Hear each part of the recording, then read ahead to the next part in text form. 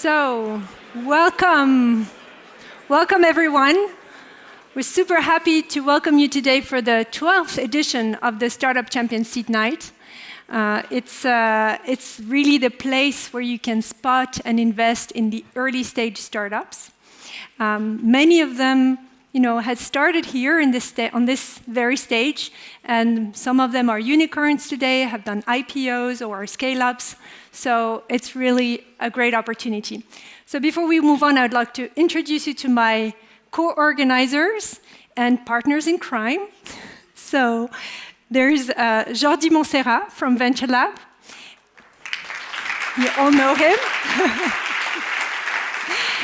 And Aurélie Chic, who will represent today the EPFL Vice Presidency for Innovation.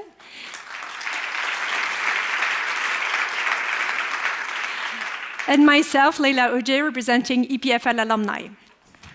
So, thank you. So it's amazing to see that we're full house, but we also have about 150 people online connecting. So, welcome as well. We have today 20 tech startups, tech entrepreneurs that are sitting here. They will only have 90 seconds to convince you to vote for them. So we will need your energy and your active participation. Are you all ready for it? Okay. How about we will ask them to first stand up. Okay, do you see them? So now go. Yes.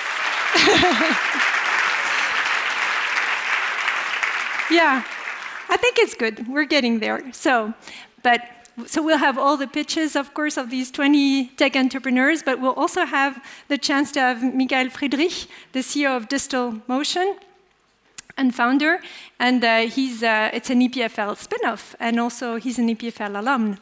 So welcome, Michael.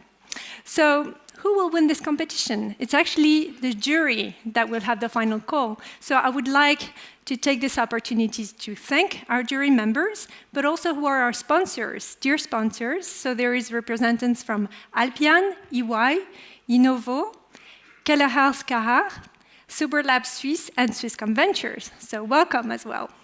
And thank you for your support. Yeah. Another thing that we'll have tonight is the Prix Musy. So it's a prize given by Isabelle Musy herself to reward outstanding female tech entrepreneurs. So as you know, we need more of them. So I think it's a great opportunity, and it will come also tonight. Lausanne has become a real hotspot for innovation. And EPFL is a key producer of entrepreneurs and startups. So let's welcome Dr. Ursula Österle on stage, the Vice President for Innovation at EPFL, who will share with us some insights.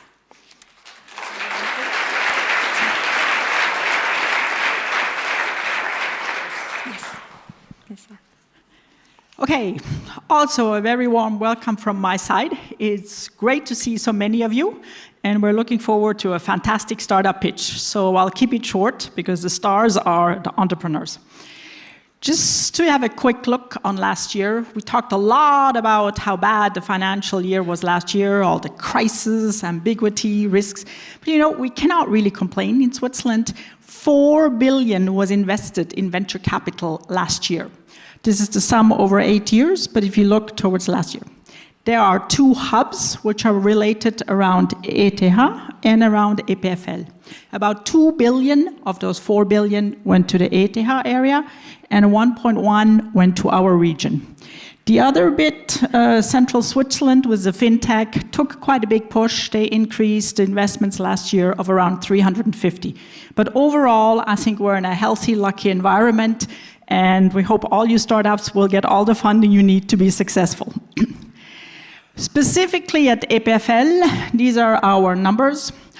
On the average, in the last 5 years, 2018 to 2022, there's slightly over 30 new startups that got incorporated. These startups, they do raise funds. Now, I agree, there's a big drop between 778 from last year and the 450 million this year, but this is an outlier last year because we had 3 IPOs with over 350 million. So on the average, it's around 440, 500 million fundraised. The sad news is the scale-ups. Investments more than 20 million, they had a little bit of a harder time. But if you consider that globally, VC funding dropped by about a third, it's a kind of in line in this. The good news is the early stage rounds, which are the newborns coming out of EPFL that raise 1 to 5 million. There's actually quite a lot of investment, more than previous years. And this is a sign of solid technology coming out and also the need for new technology and science. So we're looking forward to great input. The reflection also, the venture challenge, Enerdrape won the challenge last year. For your information, in June this year, the venture, which is a Swiss-wide event across all industries, will be hosted in Lausanne. So it's mostly in Zurich, but every once in a while, the event is in Lausanne. So please come in June. It'll be again at EPFL. You should see lots of interesting startups, EPFL, but also Swiss-wide startups. The star this year is Distill Motion with Michael. He will give you another success story, but that's for him to talk about. So, where can you find us? Okay, we have 2 platforms. On the startup.ch, there is an icon EPFL. If you click on that icon EPFL, you will get all the EPFL startups. So thanks to Jordi, we're keeping this as up-to-date as possible. So if some information is missing or so, please contact us so we can fill it in. But this is a go-to place if you're interested either in investing or just tracking what's happening. So these are the startups that are established. For you curious alumni and curious investors, we have EPFL Startup in Creations. Right now, there's over 30 startups already incorporated, but still in our internal EPFL kind of incubator. But you can go have a look, kind of what's coming up.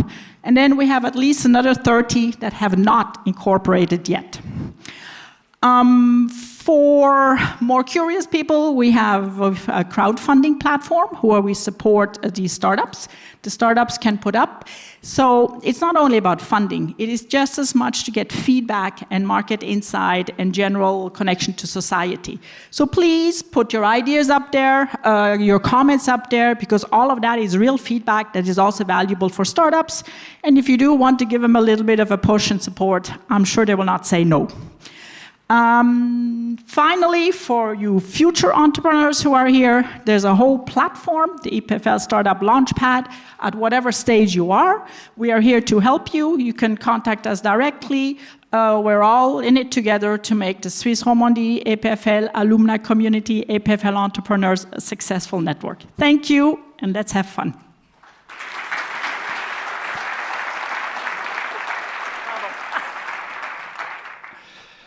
Thank you very much, Ursula, and thank you for making this environment so vibrant. It is, of course, for me a renewed pleasure, and as you know, and I would say unending pleasure to be here and to have the opportunity to join this event, which now has become a tradition. As mentioned, we're on our 12th events. We started a few people, I really remember, in a room a few years ago, so there were about probably 100 people interested in entrepreneurship.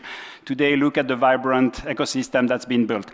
At Venture Lab, we are building programs in order to identify those talents and to give them a chance to emerge, to get their finance, to get their training, and to support, in addition, what is being done at EPFL.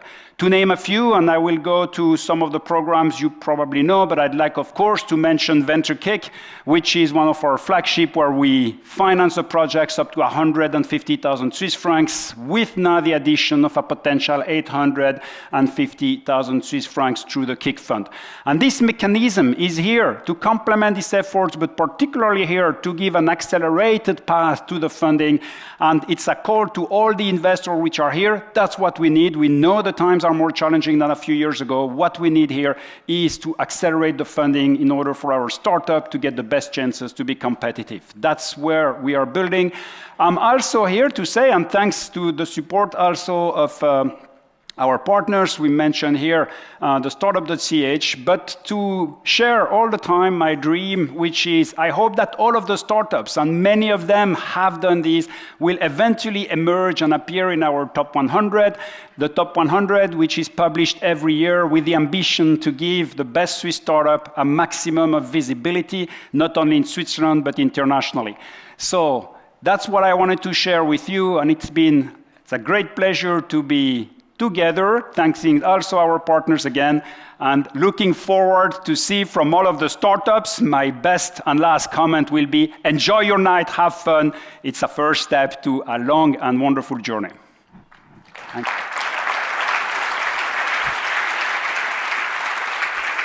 So let me just say a few words about the EPFL Alumni Network. I just want to say that when you're a startup, especially at early stage, what you need, the most important thing is actually to have the right network. Super important, right? This is where you'll find the right advisors, maybe your co-founder, recruit the right talents, maybe find investors. So, do you realize that you actually have access to this network? Maybe you're not yet aware, but you have access to the EPFL Alumni Network. 41,000 alumni people who graduated from EPFL. And as EPFL alumni, we're trying to make this happen and connect with each other, help you with that. So, and we've been supporting entrepreneurs since a long time, actually. Since a few years, we have a whole innovation program with this event, for example, which is part of the core things that we organize each year, but also a dedicated mentoring program.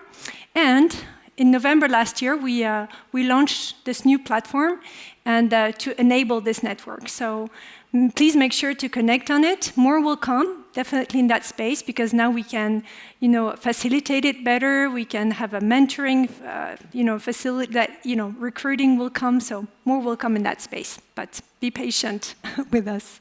So I think now we are going to start the evening. So I will ask Swisscom Ventures, Jennifer Webb, to join me on stage.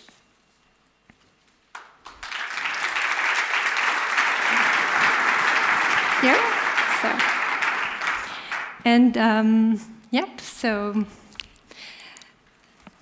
So Jennifer will actually,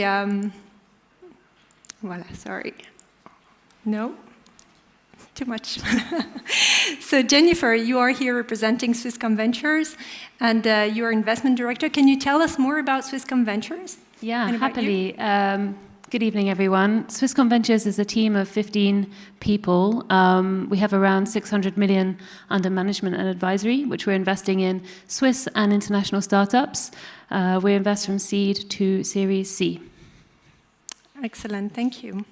And so could you tell us maybe what you offer to startups and what makes you unique in that space? Yeah, I'd say what makes us stand out a little bit in our market is our transaction experience. So we've now made about 86 investments and 34 exits.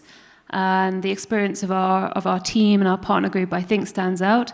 In addition to that, I would say it's the Swisscom brand and our business development capability. So we have 3 people on our team focused on business development, trying to drive value for our portfolio in Swisscom and beyond. Okay. And are there actually typical kind of investments that you're looking at? Yeah, as I mentioned, we invest from seed to Series C, and we're also pretty broad in terms of our sector focus. So we have specialists covering digital health, fintech, sustainability, and many others. So I'd say that, come and speak to us if you're raising C to Series C. Exactly. So thank you very much, Jennifer. Thank you.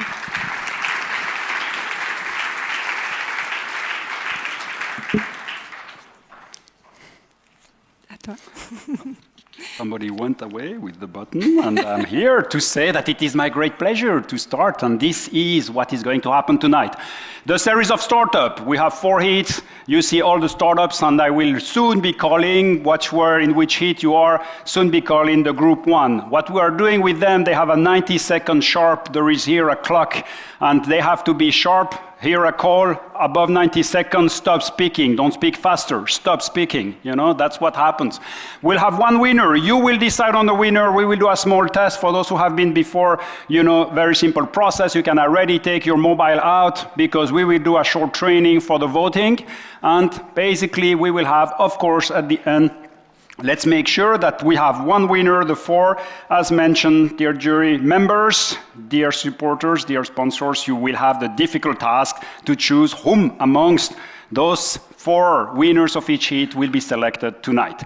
How will you decide on who wins the vote? Very simple. Take your mobile out. It will be one winner per pool, and it will go fast. So we're going to do a small test. Are you ready? Because I know the first step is to have a mobile that you can connect on menti.com or that you can scan the QR code that is here.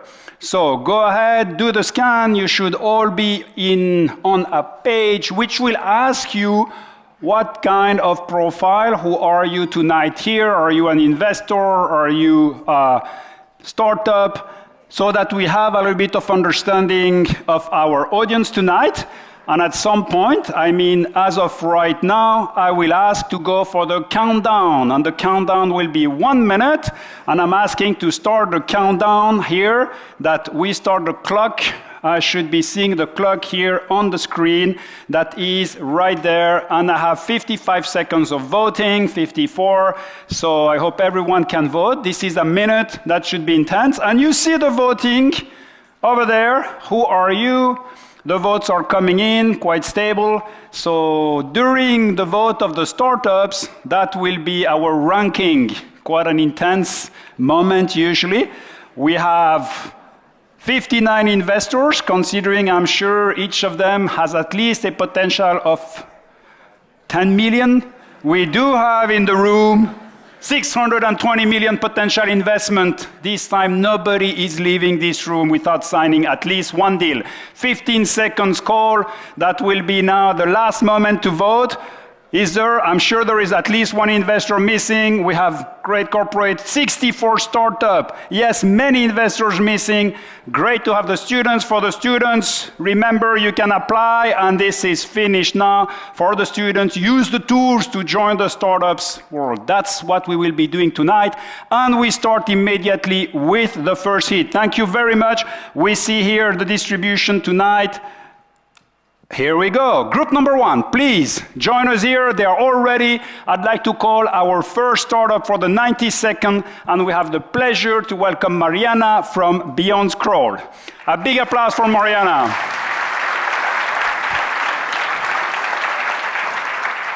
Are you ready?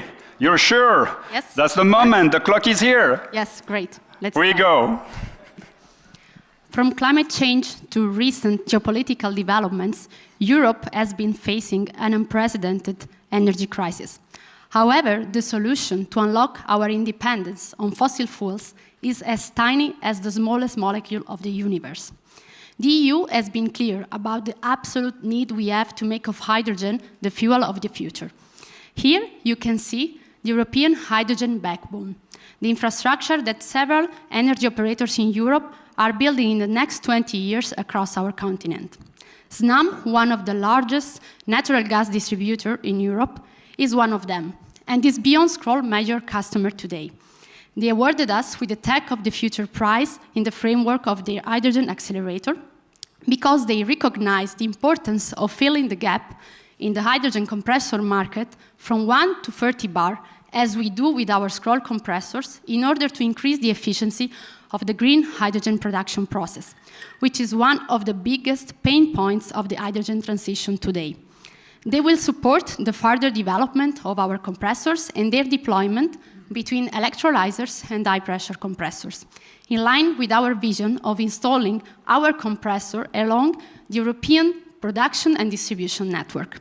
Now we aim at accelerating our market entry thanks to the strong support and investment we are currently raising. We would be happy to share more details with you later and hope to count on your vote. Merci. Thank you very much, Mariana. Our next startup will be Deep Light. Andre, the floor is yours. Ready. Hello, my name is Andrei, and I will explain you about deep light. Today, when a new object of structure is constructed, like building, railway, pipeline, it is equipped with an optical fiber for telecommunication purposes. Now imagine that we could transform those fibers into a gigantic sensor to monitor all changes in temperature, stress, geometry of the object along the length of the fiber.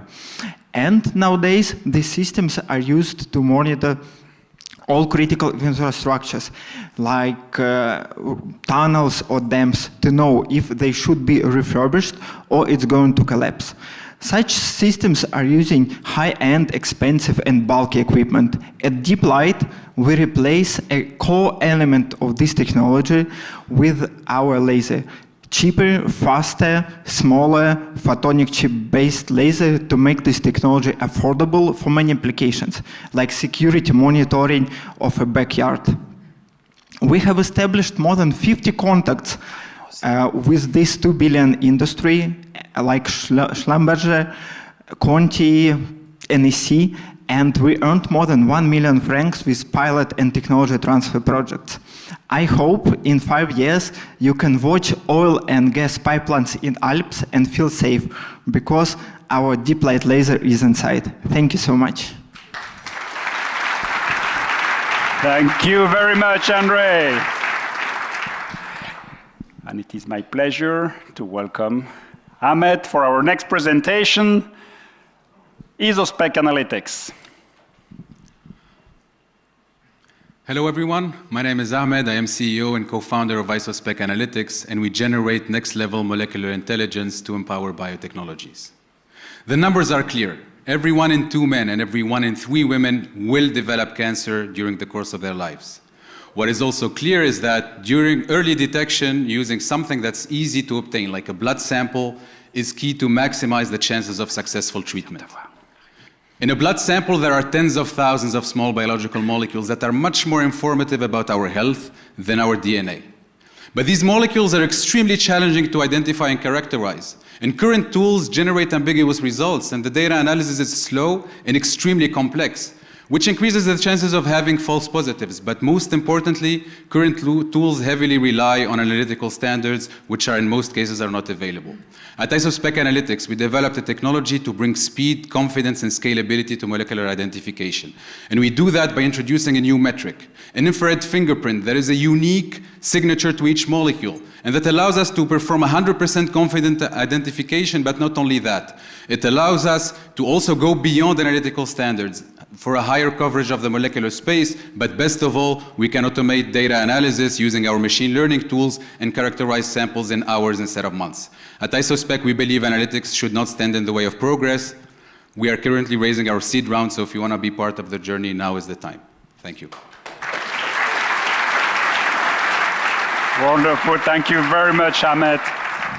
And we continue our journey with the pleasure to welcome Nicolas from Voltiris. Hi, everyone. So I'm Nicolas, the CEO and co-founder of Voltiris. At Voltiris, we offer to greenhouse growers an energy-as-a-service solution. So greenhouses are stopping the operations. About 30% of greenhouse growers have stopped because their business is currently under pressure. Energy costs are rising. There is a lot of uncertainty related to that energy cost.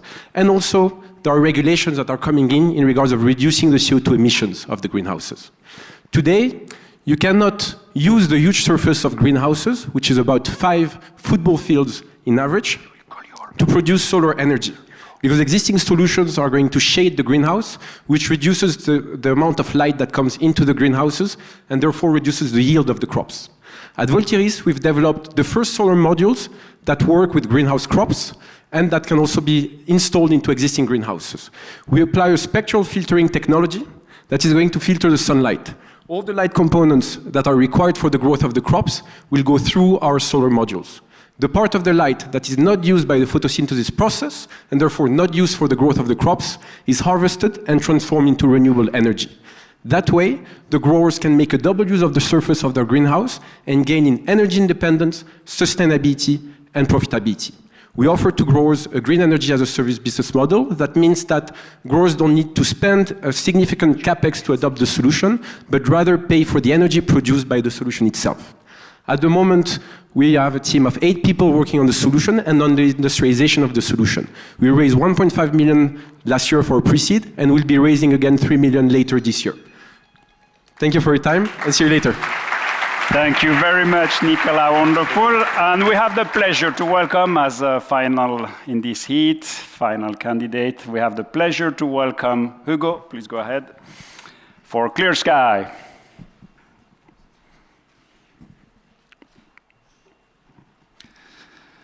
Try to remember your last medical consultation. Probably didn't exactly look like that, actually. The usual situation is the doctor sitting in front of a computer and start typing notes as you, here, describe your health issue. Doctors, they usually don't like it, but they have to feed your electronic health record for tracking and follow-up on your case. At Clear Sky, we have built the smartest AI microphone that allows you to process this conversation on the fly, totally hands-free for the doctor. It allows, 1, you, the patient, to have the doctor's full attention, 2, the doctor to focus on their specialty, which is medicine, not admin, and the healthcare facility to build structured, actionable, and compliant data. Of course, you don't want us, as a young startup, to have a view on your confidential conversation with your doctor. The good news is that we don't have access to it. Even though we use state-of-the-art AI technology, everything is embedded on the device itself, which is actually here, you can see it. So the data are processed where they are created within the walls of the consultation room. I'm Hugo Flajek, I'm co-founder and CEO of Clear Sky. We specialize in the augmentation of confidential conversation, and I would like to invite you to meet us if you want to know about the other use cases we cover with this technology. Thank you.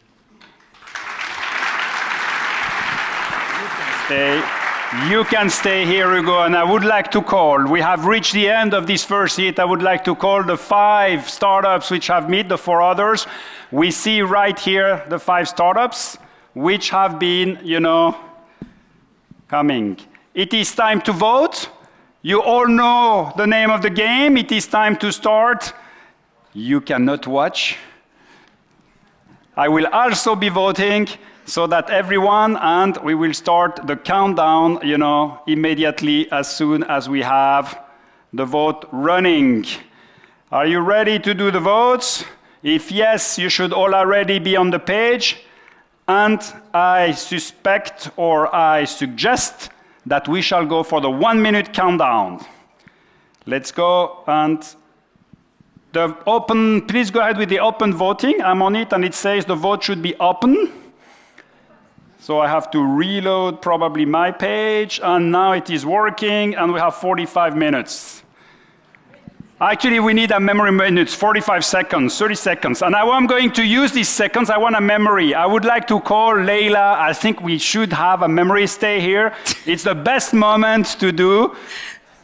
Stay tuned. We see one of the companies is moving well, and we shall be here having a wonderful memory. Can you say hello in the audience?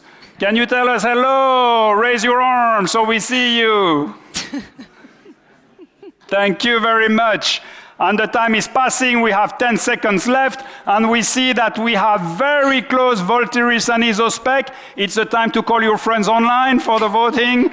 All the audience are here, very, very close. We do have, and it is ringing, and for a very close call, but all the startup, oops, we have to close the voting here. Congratulations for this first hit. Voltiris has been our first selected startup. And congratulations to all of you again. What an amazing hit. What an amazing set of solutions.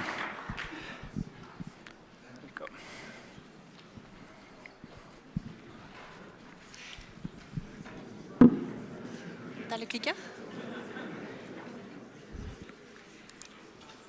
Woo! Now it's my turn. I'm so happy to be here. It's the first time for me.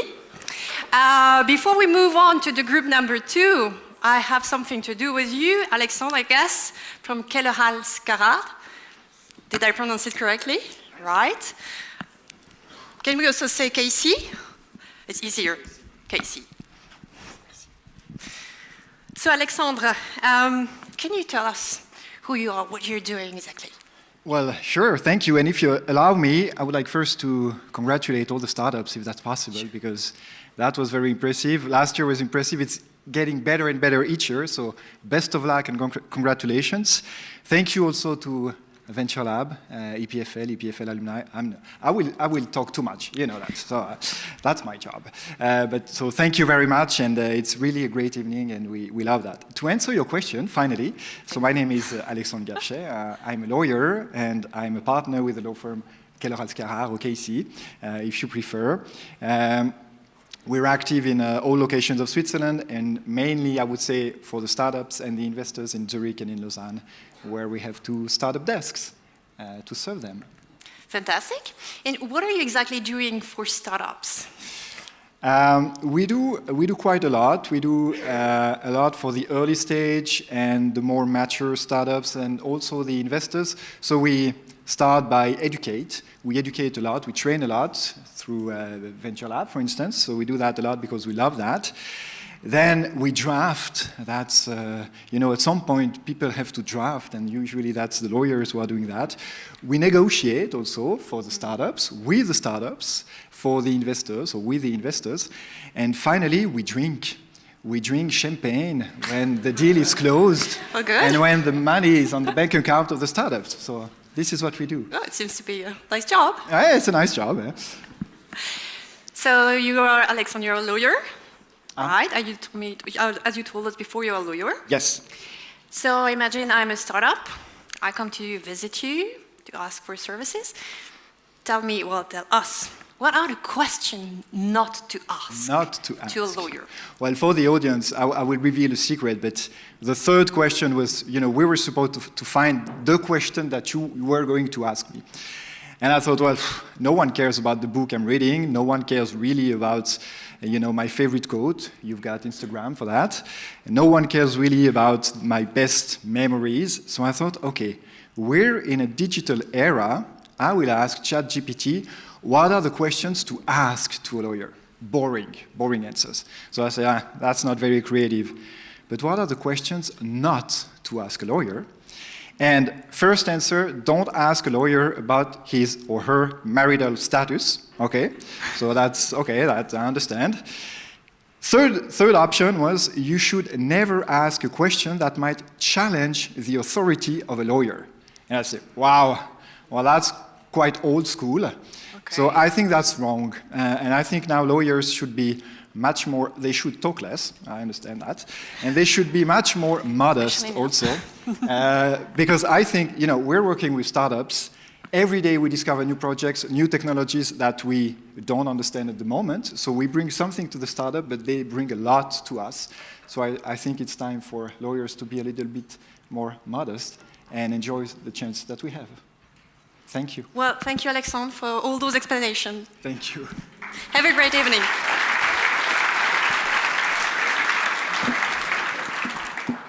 So now we're ready to welcome group number 2 to pitch. So let's start with Graph Energy Tech, and you need the mic as well, maybe, be useful. Perfect, thank you. So when ready, just start.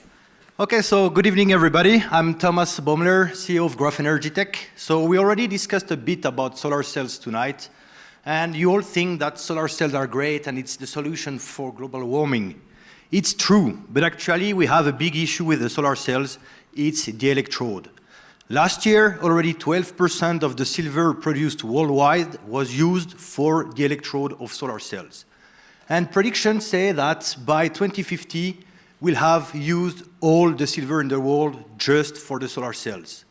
So we need to find an alternative material for the solar cells electrode. And that's exactly what we do at Graph Energy Tech. Our patented solutions are actually printed graphene electrodes, which are highly conductive, extremely environmentally friendly. They are super low cost and very easy to manufacture. We can use same production line that are used for the silver electrodes. And we are 3 scientists launching the startup. We have a very strong advisory board, world leaders in solar cells research and industry, world leaders in graphene material, and a nice support on the business side. We already have 2 customers with whom we are engaging. One is a solar farm which will be built in Turkey, and the other one is a solar factory in France. So please get in touch with us. We have our booth right there, and I hope to see you there. Thank you. Thank you very much. Now it's time for Arcaia. Duncan.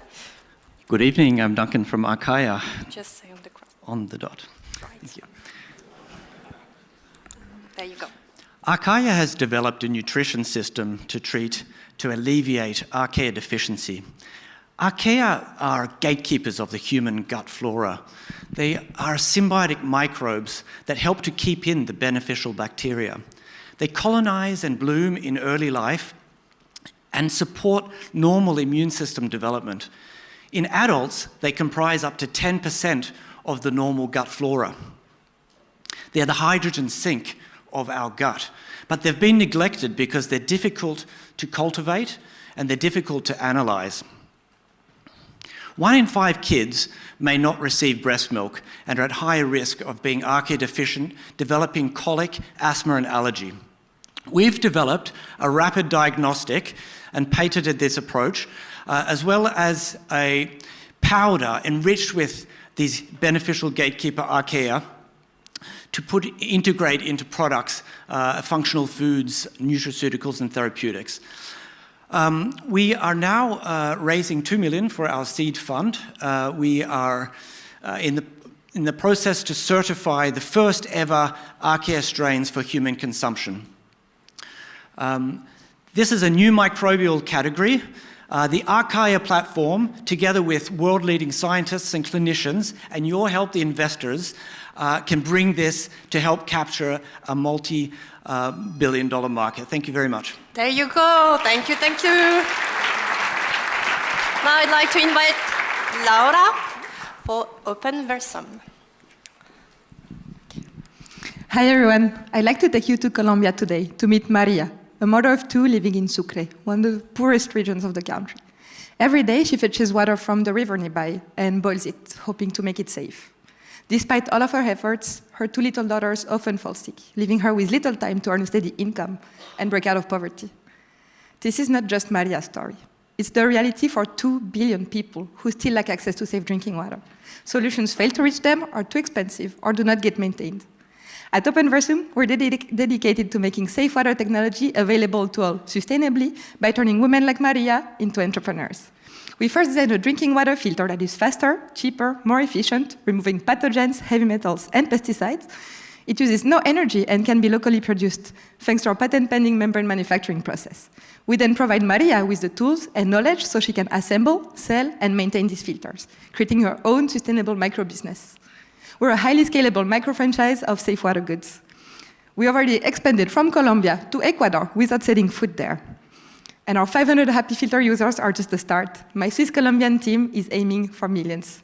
If you're ready to invest in the future of safe water with us, come meet me at the booth. Together, we can provide millions with this human right. Thank you. Yeah. Thank you, Lara. Thank you. Melvin, are you ready to present Isochronic? It's your turn. Hello, everyone. My name is Melvin Haas, and I'm the founder and CEO of Isochronic. Isochronic solves slow industrial production processes, which we all depend on to manufacture countless products of our daily lives. And we do this much more efficiently than currently available systems because we found a way to do these processes simultaneously, as you can see in the little sketch here behind me. Isochronic systems also consume a lot less space. We are 70% more space efficient and reduce energy consumption by around 50% and thus address several of the United Nations Sustainable Development Goals. Since our company's foundation in September 2020, we have built a very nice team. We're on 10 people. We have developed several prototype systems, secured 10 patents, and secured over 2.5 million in equity financing to finance our growth. We're now expanding our company, building the team, realizing first industrial pilot applications with partners from several different industries, and look forward to accelerating this growth in the coming months with the help of new team members, investors, and partners that we're continuously looking for. Thank you for your support, and I look forward to talking to you over at our booth. Woo! Even before. Thank you, Melvin. Well done. And your turn, Xavier, presenting Flips. Thank you, Aurélie. Good to be back here. Cool. So our last pitch at EPFL was actually 10 months ago. And at the time, we were creating content to help cities attract more people. And we realized that travelers actually loved the content that we created because it was so engaging and authentic. But we had a challenge. How would we create such high quality content at scale? So our solution was to identify a booming niche of travel experts advocating for a new kind of travel online towards more authenticity and personalization. And we started to onboard 70 of these creators, and they are so engaged with the product today that they call themselves the Flippers. And we are now showcasing thousands of their recommendations on the MVP that we built in the last 4 months. So by partnering with travel creators that way, and for a fraction of the price of a travel agency, we're able to monetize 84 billion worth of content, which could not be monetized before. As a team, we have 8 years experience working with content in the travel industry, mostly selling to B2Bs before, and we're now looking for 250K to help millions of travelers following our creators on social media to travel differently this year. So if you're interested in joining ongoing negotiations with industry experts, I would love to talk to you at the booth later. Thank you so much. There you are. Thank you. Please stay here. So now, for group 2, it's time to vote. So take your mobile phones and yeah, that's the QR code, be ready. So scan the QR code, take the same number, the team is coming back on stage. Yes, here they are. So are you all ready to vote? So can we start the vote right now? Timer, let's go. For 1 minute voting, so they are, let's go. So, woo, Graph Energy is going, okay, yeah. Everyone got one? Oh no. Open Versum is going well with, it's going up. Yeah. So, Lara, you seem to make a good path. So, still time. We still have half time to 30 seconds to vote. Please. It's still time to change all the votes. Yeah, Graph Energy Tech is coming behind. 15 seconds. 13. Oh, still a few votes. I guess tonight it's the ladies' night. And there we are. Stop the vote. Way, fantastic. Open Versum, congratulations, Laura. We'll see you later. Thank you, guys. Merci. Thank you, guys.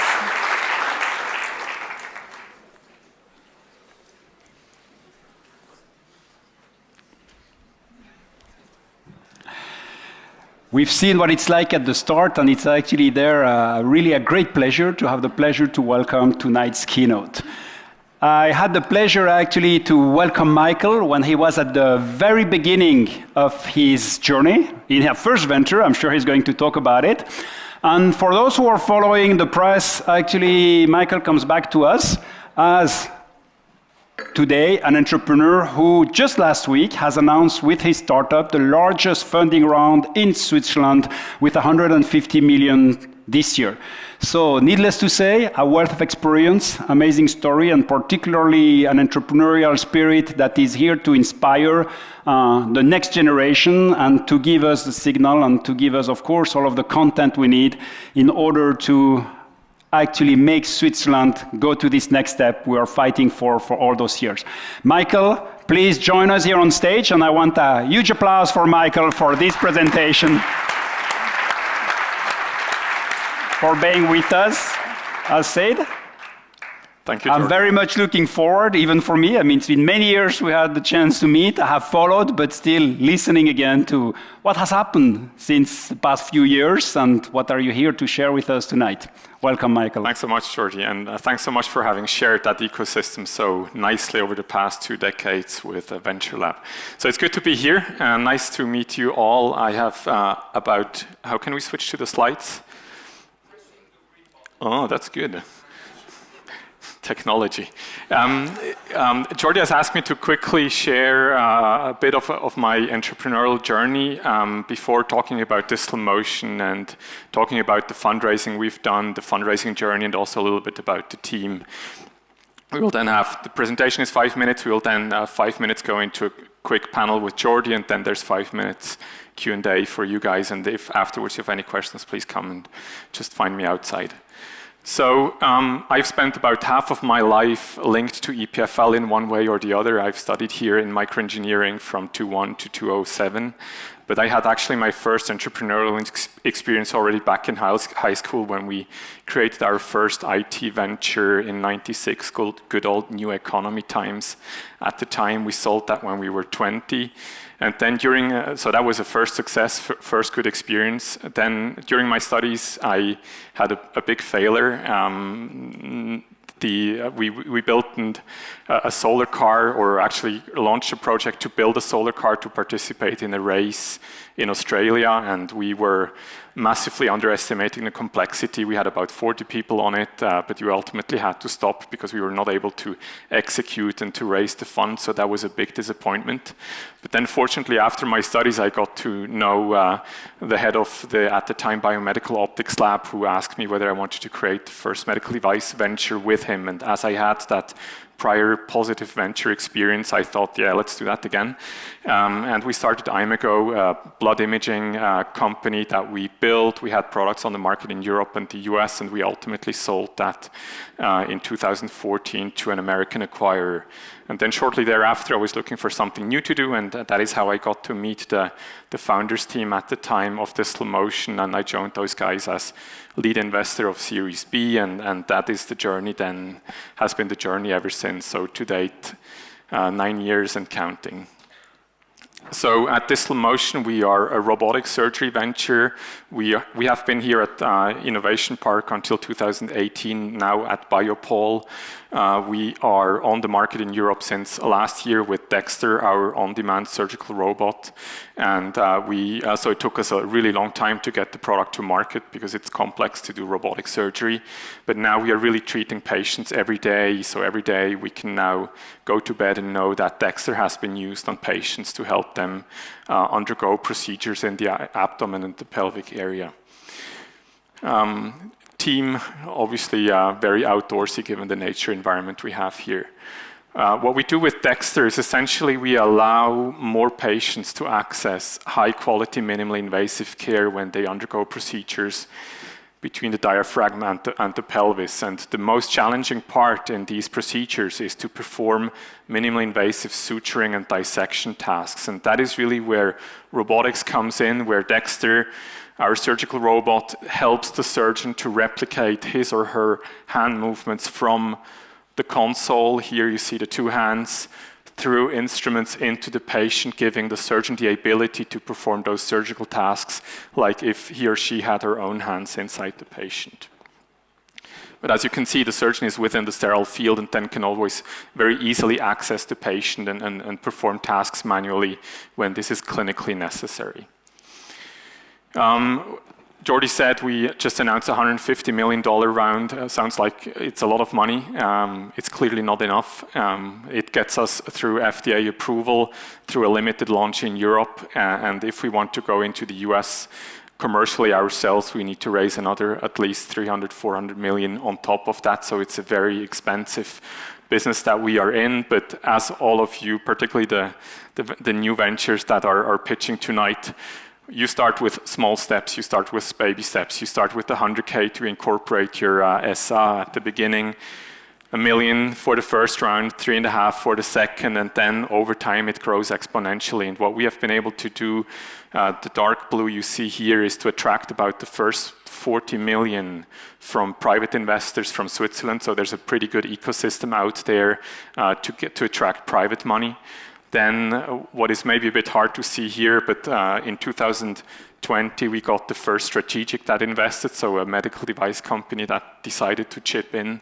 And then since 2021 we now have the primary funding coming from a professional venture fund out of the US. So essentially all the turquoise here is US funding that we got into Diessler Motion. As nice as this graph looks, as painful it has been to get there. The fundraising is extremely hard, not necessarily for the first part when you go to talk to private investors, but it's really once you want to make the step out to venture capital. And the primary issue for why we perceived it at least to being so hard is because look at us, we have no credibility in that space. We look like we are 12 now, not anymore after the stress. But we really have no credibility whatsoever to be successful in a market where the incumbent has 6 billion in sales and a market cap of 80 billion, that we would be the David that would win against Goliath. And so to get the venture capital in, and I don't mean to discourage, it's just a bit of a reality check.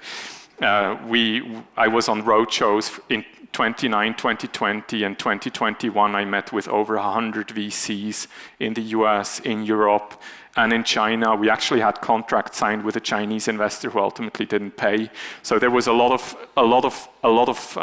suffering along that journey, and finally we had one who signed. So just be mentally prepared for that. Yes, most ventures don't need that much money, as much money as we need, so we are maybe a bit of an exception, but still it's a long journey to get there. And so along that journey, we ran out of money multiple times. There were stretches of several months where I had to go to psychologists to support the pressure. It's important to talk about those things because they happen to every entrepreneur. And now we're burning through about 5 million a month. So every week, more than 1 million. Every day, more than 200 out of the window. So yeah, lots of big numbers, but it's just money. It really doesn't buy you happiness. Team-wise, we are about 140 people today. We have, at the very beginning, been really flat for a very long time when we're still trying to figure out what the value proposition of Diessler would be, what the technology would be. And it's only starting 2018 that we actually understood what we wanted to do. Yes, here at that stage, we promised to our investors that we would exit here, but that's just the journey that everyone goes through. And then you see that we plateaued a few times, and that is really because we had no money anymore and couldn't really grow.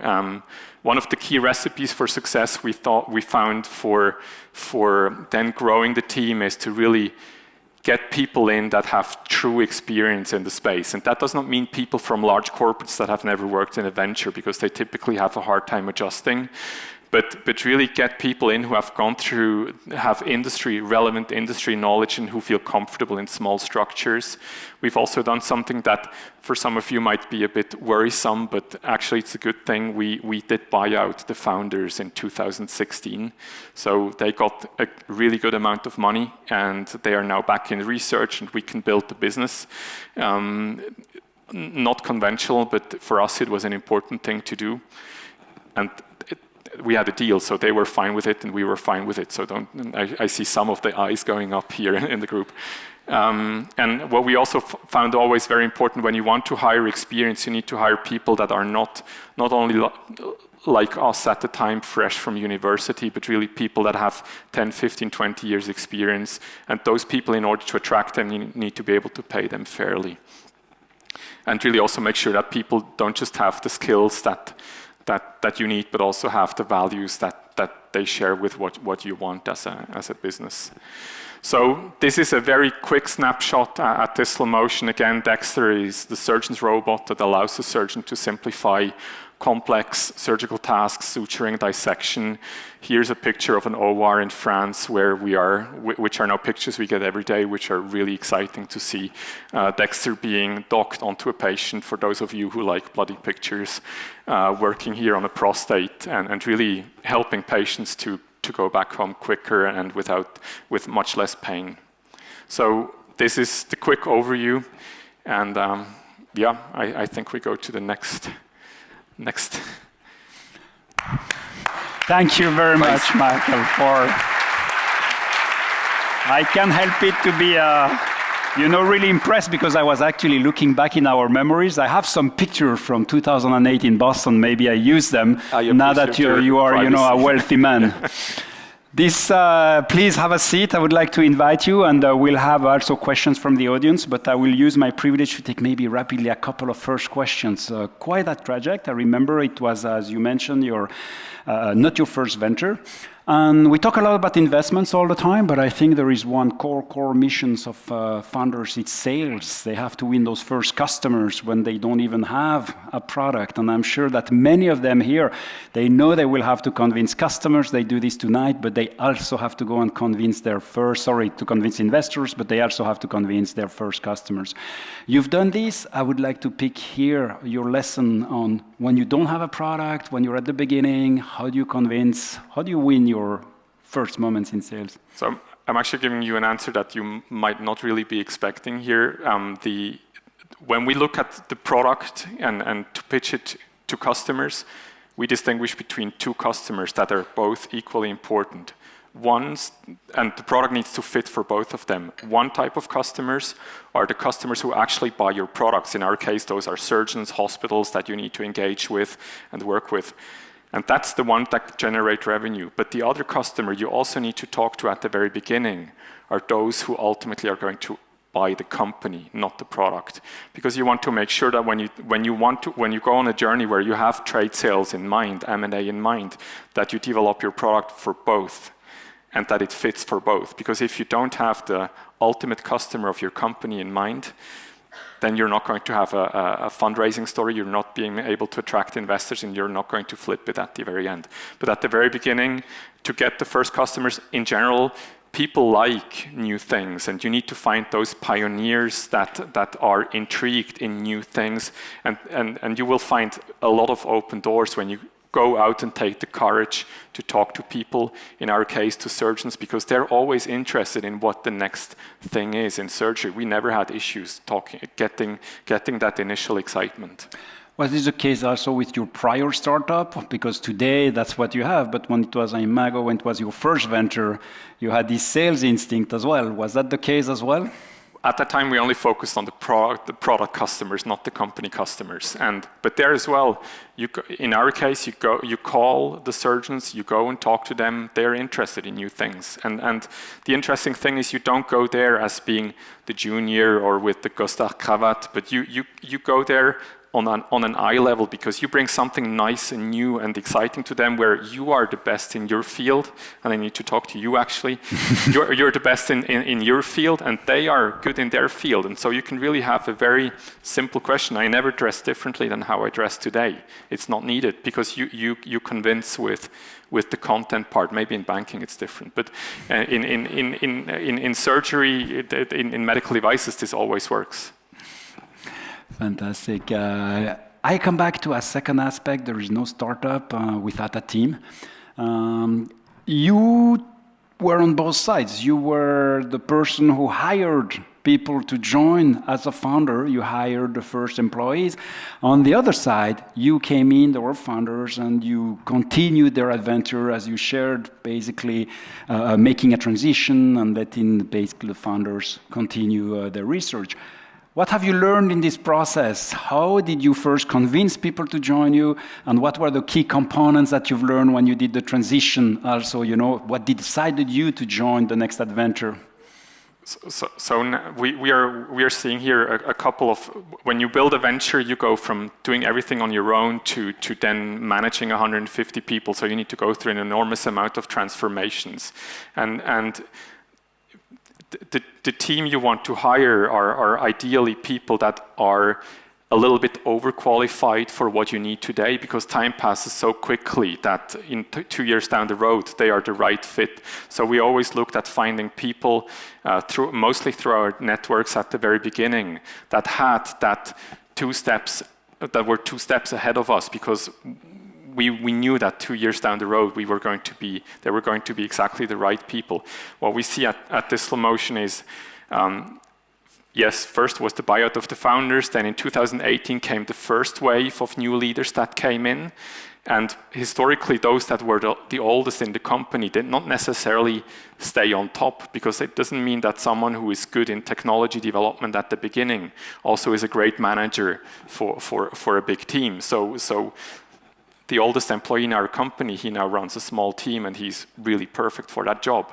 But we got, in several ways, we got always the next layer of experience in. And today, my CFO today used to be the CFO of GE Healthcare globally.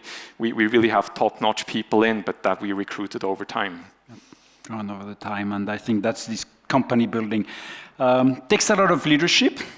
What are the core components of this leadership when the company grows 140 people? What would you say that they can also apply today in this leadership component? I think authenticity is very important. I very much live by the principle that, and I don't know how that translates neither to English nor to French, but in German we say a dead fish first stinks at its head, which is very poetic. So you need to lead by example, and you need to live the organization you want to have with you, and I think that's very important. And I would like really now to also have the audience who has questions. I will take probably one more question, or I see here. I was told we have a mic we can throw at people. So we will use our balloon mic. So let's throw it while I dare right here. There are one question here, but... I'm not good at it. Does this work? Yes, well, obviously it does. Fantastic. I wanted to come back to the small story you mentioned about buying out the founders. I can imagine, but why did you do it, and especially why at that specific time when you did it? I try to remain a bit generic in my response. Yeah. It's a very long journey from brilliant research to running a company that is potentially worth billions. You need to go through an enormous amount of transformations. Your job changes fundamentally. And the team you want to take with you, needs to feel comfortable and happy and at their best strength to evolve in that journey. And there is really no judgment whatsoever in that. This is just because some people are good at some things, other people are good at other things, and the art of creating a winning team is to have the right configuration at all points in time. So that was certainly one key argument. And the second one, which many of you might encounter over time as well, is when you spin out something out of a research lab, it's great, but usually it's very far away from what the market really wants. So you need to be willing to abandon things you have spent 4 years of your research time on. And in our case, and André Gatana will not like that, the patents that we developed at EPFL, they're no longer really in Dexter. They don't know that, by the way. But you need to have that willingness to let go, to adjust to what the market wants. And that means you don't only need to be able to do that from a technology perspective, but also it needs to come from deep down in your heart. And sometimes that is hard, and that is fine. Thank you. And I will ask you exactly to throw back the balloon. And we have a question also right here. Hi there. how did you keep your motivation high for 10 years before getting to market? Like a decade is a long time, building something and not selling it. The thing is, once you're in, there's just, the wave is just getting bigger and either you run or you drown. No, it's very stimulating to be an entrepreneur, and despite all the hardship, one of the things that really excites me getting up every morning, first is the team, but second is that I can use essentially every part of my brain every day, and that is enormously stimulating, and I really need that for my brain too, otherwise I'm going nuts, and so I really like that job, and that's why I don't give up. I think we have the time for one more question. I saw there was one there. A question from the entrepreneurs. Hey. So you mentioned that you ran out of money several times. So how did you manage as a company to stay afloat, and what were the sacrifices that you had to do to not die as a company? And not die as a person. As a CEO. So to give you two examples of when we ran out of money, 2019, when we were still relatively small, for 9 months we had about 4.5 million in open invoices that were just trailing, and I was just running around getting 100K here, 50K there, and it was really hard. And that's where I needed to see a psychologist to survive that, and that's where I started to get gray hair, and it's hard. It's hard. But then it's like any other drug, it's hard to get away from it. And in 2021, when this investor who signed didn't pay, in October 2021, I had 7.5 million in open invoices, 1.5 million in salaries that were not paid, and 1.5 million in short-term debt I had to return, and so 10.5 million in the negative and no cash. And then you just need to always have the salad leaf in front of you. And is it wise to always run like that? Not at all. but if you're deeply convinced that there's a true market for your product, that your product works, that there's a great return potential for investors, if you can deep down in your heart say that there's a true asset there, which is not always the case, and that is fine, then for me it's worth fighting. But you need to be honest with yourself, because if you're not honest, it's just getting worse and worse and worse, and then you cannot get out of it, and then you will really start to damage your body and everything. On a positive note to end here. And I think this, we could stay here, but you mentioned it at the beginning, Michael. For all those who want to continue the conversation, you will be here during the apro. But I want to have a huge applause actually for Michael for the entrepreneurial journey.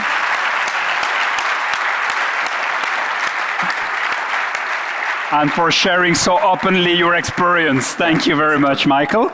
And we continue discovering the next Michaels, the next generation. The next hit is coming. Yes.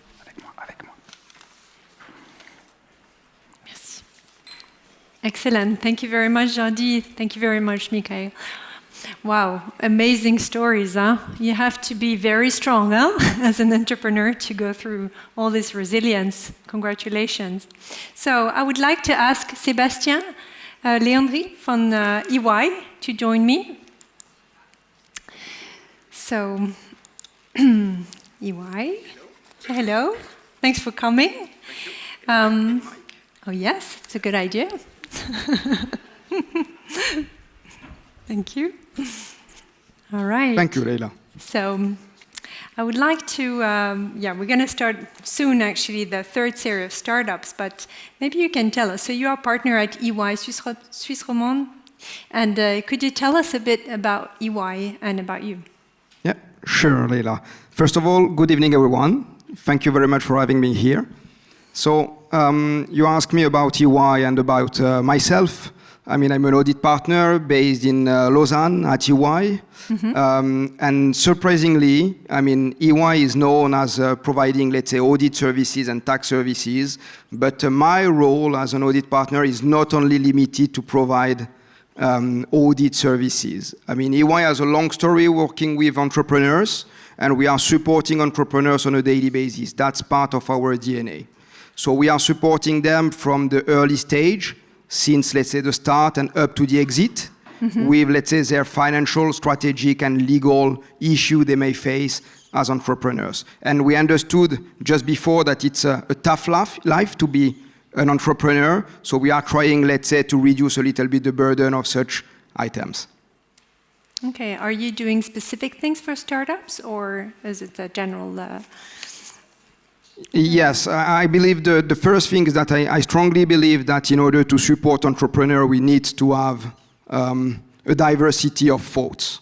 I mean, we can see that as a multidisciplinary organization with various areas of expertise, I mean, we can support the entrepreneurs to tackle their challenges from different angles. And for this purpose, I mean, our specialists develop several programs dedicated to entrepreneurs. And to name a few, we have the EY 7 Drivers of Growth program. We have as well the EY Startup Academy. And last but not least, the EY Entrepreneur of the Year program. So maybe you could tell us more about the EY Entrepreneur of the Year award, right? Yes, with pleasure. Thank you very much for asking. I mean, the EY Entrepreneur of the Year program is something we are very proud, you know. We are, let's say, recognizing the achievement of the entrepreneurs. So when we look at that, it's a very large event because it's spread over 60 countries, and including Switzerland. And if tonight we are promoting startups, similarly within the EY Entrepreneur of the Year program, we are as well promoting them because we have one category where, for example, Swiss entrepreneurs are pitching, which is the emerging entrepreneurs. Thank you very much. So if you want to learn more about all this, EY will be at their booth. Thank you very much. Thank you very much. Bye.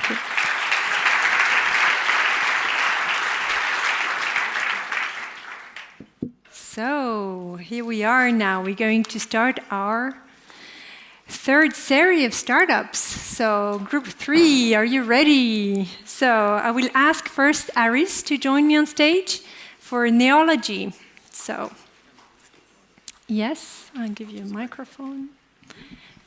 And I'll pass your slide and you can start whenever you're ready. Thank you. Hi. I'm Aris, founder and CEO of Neology. At Neology, we aim to solve the problem of hydrogen storage and distribution, and we envision to decarbonize the heavy-duty transportation.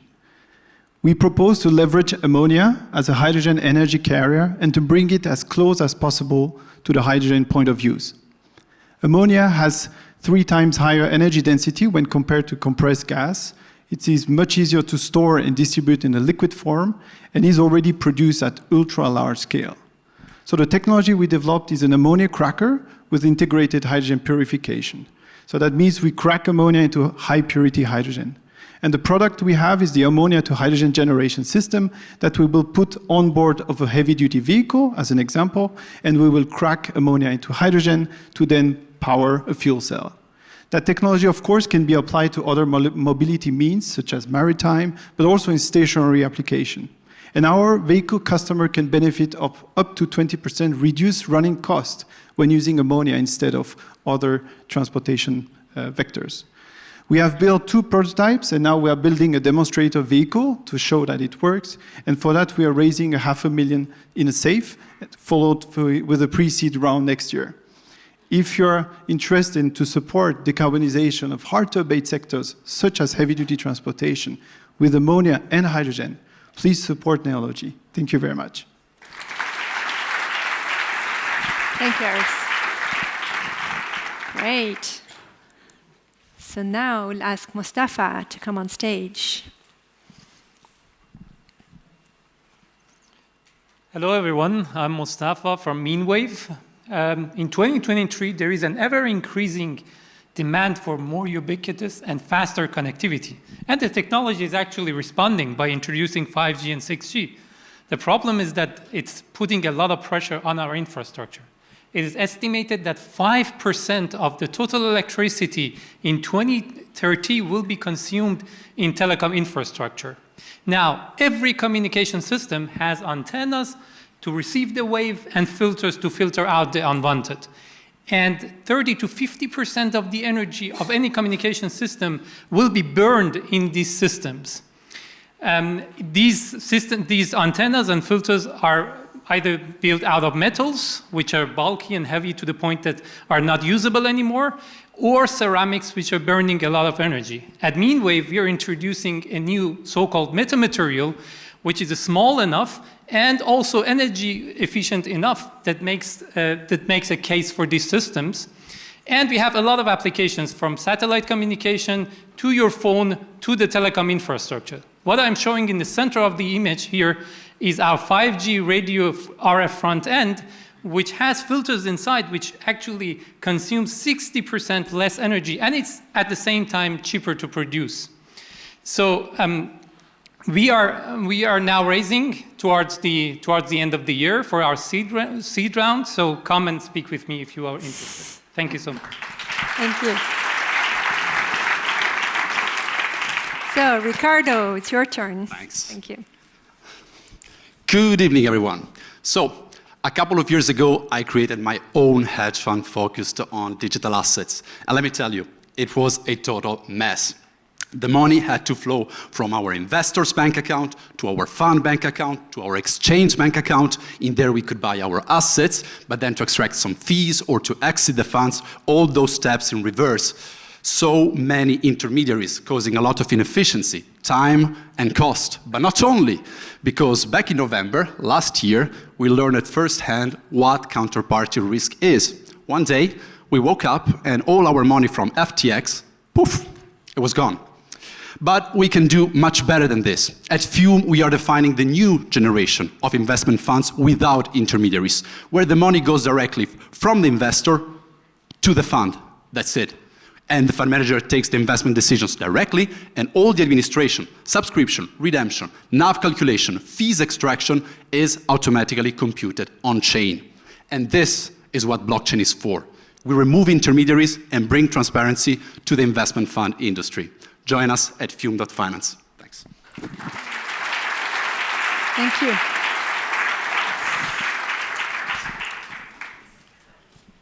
Perfect. So now it's Nathan from Auril Photonics. Thank you. Hello, everyone. It takes 10 years and 1 billion Swiss francs to bring one drug on the market. And yet, 40% of the drugs are poorly soluble, thus inefficient. So pharmaceutical companies are spending a huge amount of time and resources to assess how well their drug dissolves in a liquid and how it can penetrate in your body to be efficient. The problem is that the current methods to measure solubility are consuming a lot of resources and emitting a lot of CO2. In fact, 4.4% of the total CO2 emissions are due to the pharmaceutical industry. So we are introducing a new technology based on nonlinear optics. We have developed a laboratory instrument that measures solubility in a simple and sustainable way with just a bit of laser light. So we cut costs, we save time, we also save electricity and chemicals. And from this electricity and chemical savings, we can actually reduce the CO2 emissions of the solubility measurement by 98%.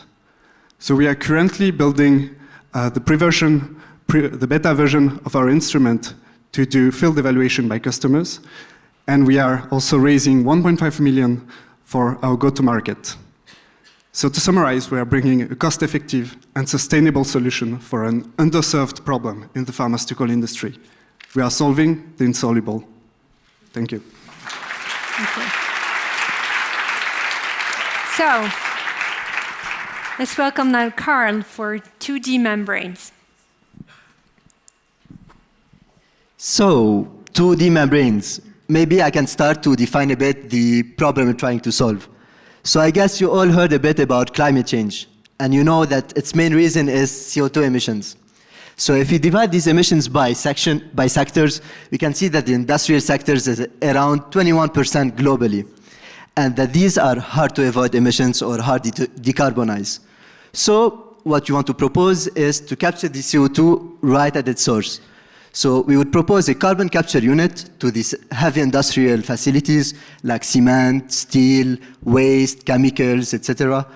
And in return for a fixed capital cost, plus maintenance over the years. So why would these companies pay us for this solution? So in Switzerland, they already pay a huge amount in CO2 taxes. And by using our technology, they would actually save money and save the environment. And then why would they choose our solution and not any other existing solution? 2 words, it's basically, we are cheaper. We are going to be cheaper. And why is that? Because we leverage this new material, graphene, which is just 1 atom thick, and we make holes in it. And these holes are going to separate the CO2 from the rest of the gas. So it's like when you use a sieve to separate water from pasta at home, same concept. And so we've been developing this technology for several years at EPFL, and now we are looking to spin off in the coming months or 2. Thank you. Excellent. Thank you, Karl. So it's time to vote. So group 3, if you want to come on stage. And you can all get ready with the voting. Yeah, so here we are. We can start. It's started already, so 1 minute to decide who's going to be the winner of the Series 3. So we have 5 different startups here in different fields. 2 in the cleantech with neology and 2D membranes. We have a fintech with Fume. So how are we doing? Neology, I cannot tell you. Actually, don't look. No, you're not allowed to look. It's, yeah, we still have 40 seconds to go. Come on, we need more votes. Come on. Let's, no. Not allowed to look. And so, yeah. So we're getting there. Yeah, still more. 20 seconds more. Come on. Ooh, it's, ooh, la. Come on. Allez. 2 finalists there. It's very close. It's very close. Don't look. 102, 98, 101, 102. No. We need 1 more. Come on. Oh, 100.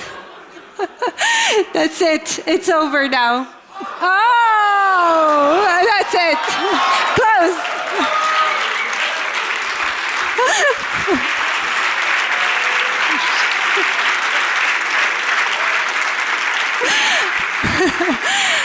This wasn't planned. So we have 2 finalists, actually. So you're going to have to share the gifts. We have neology. Well done, and as well as 2D membranes. So 2 clean techs. Well done. So now it's we're going to series 4. So yes, series number 4. But before we move on to series number 4, I have to ask someone to join me. Where are you, Skylar? Right, from Alpien.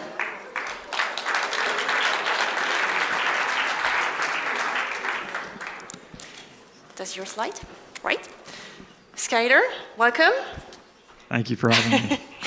Can you let us know who you are or what you're doing at Alpien? Sure. I'm Skylar Weiss. I'm the CEO of Alpien. Alpien, for those who don't know, is Switzerland's premier digital private bank. We have a universal Swiss banking license, so we are a bank like you know banks to be. We've raised 70 million francs to date, and we have been live since October of last year. Our team is growing. We're about 100 people now, and last month we hired about 15 people, so it's grown quite a bit. Great. And what are your specific offer to founders and entrepreneurs? Yeah, so I think, what do we bring to entrepreneurs?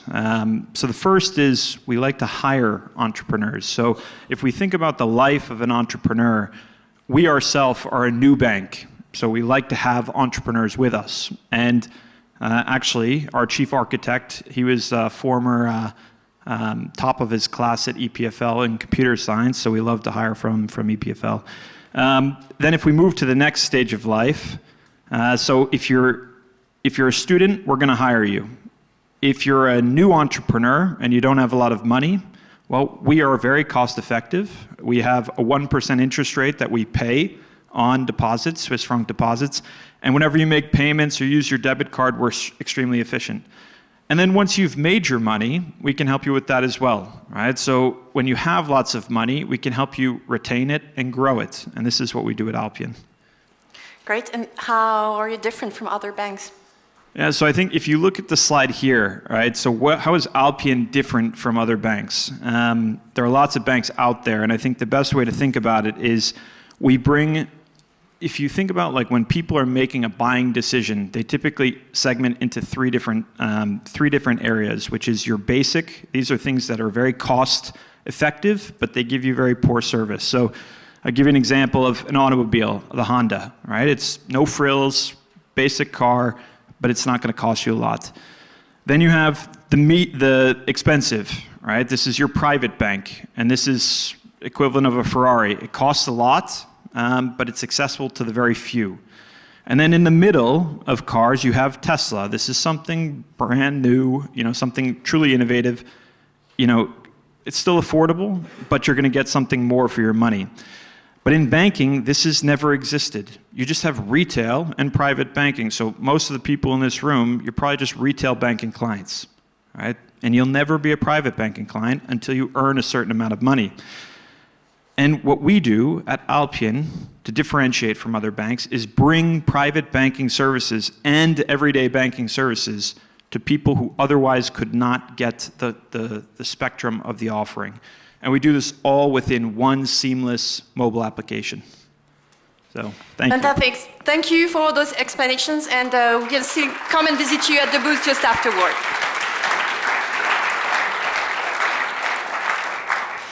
So now let's move on group number 4, and let's start with you, Anna, presenting Solaxer. The mic. Please stand here when ready. Thank you. Yes. Good. So industrial heat, it's largely invisible to consumers, yet it accounts for 20% of our global energy demand. In fact, industry uses as much energy for heat generation as we use for electricity generation worldwide in all sectors combined. And today, no industrial company can achieve net zero without addressing its process heat needs. This is where we see solar heat come in. So by concentrating solar radiation with large mirrors onto a central receiver element, such as those tubes there, the dark tubes running in the center of the collectors, we can easily achieve temperatures of about 500 degrees C. The issue today is that commercial receivers, they degrade, they simply cannot withstand such high temperatures when in contact with air. Solaxer proposes the only air-stable receiver on the market today, which does not oxidize at temperatures above 350 degrees Celsius. And additionally, with this, we can extend then the lifetime at every temperature, but we can also enable operation in a wider temperature range. Now, as important as the material itself is actually the patented manufacturing process that we use. Our cost and energy efficient process allows us to have a production here in Switzerland with 10 times less in investment costs as otherwise, and the embedded carbon in our material is half as much as other conventional samples. Thank you, Anna, thank you. Thomas, are you ready? Cultivated Biosciences, Always ready. It's your turn. Let's go. 4% of global CO2 emissions are caused by the dairy industry. This is why I tried to convince my dad to eat plant-based with this reaction. Plant-based right now is not good enough. And what's missing is this texture, this richness that we know and love. So that's why, as an EPFL student, I created Cultivated Biosciences, a food and biotech startup using a biomass fermentation platform to create creamy, dairy-free indulgence. An ingredient that we sell B2B to brands to really elevate their game.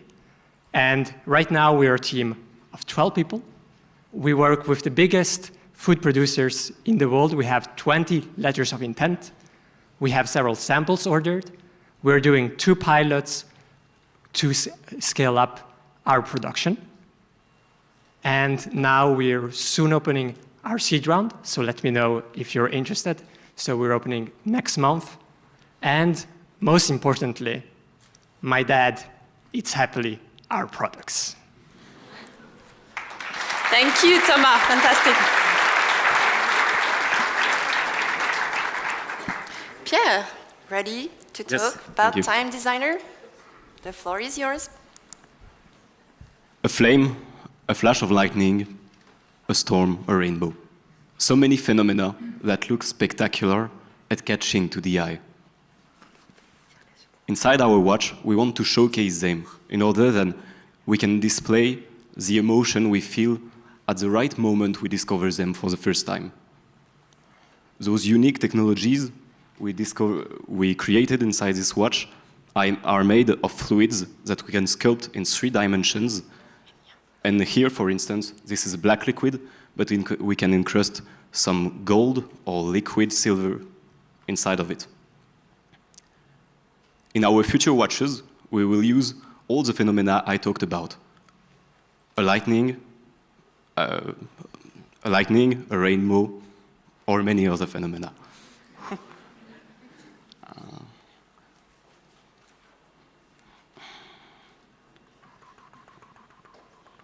Time Designer is a watchmaking brand that creates spectacular physical phenomena inside watches.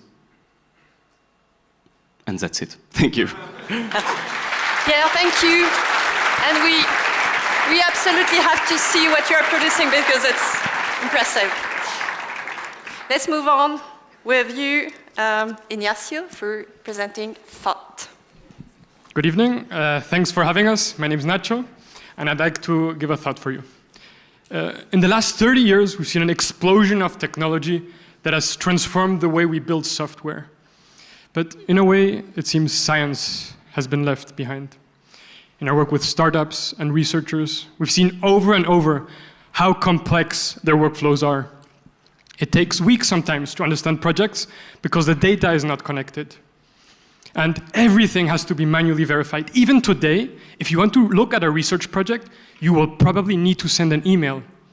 Thought was developed from our own struggles with this. We want to bring modern technology to every researcher. Using our intuitive UI, researchers can build up their projects using basic components. They are easily automated and can then be automatically shared. At Thought, we want to redefine the scientific process. Imagine a world where you can easily search any scientific project that is then automatically verified, and anyone can contribute easily.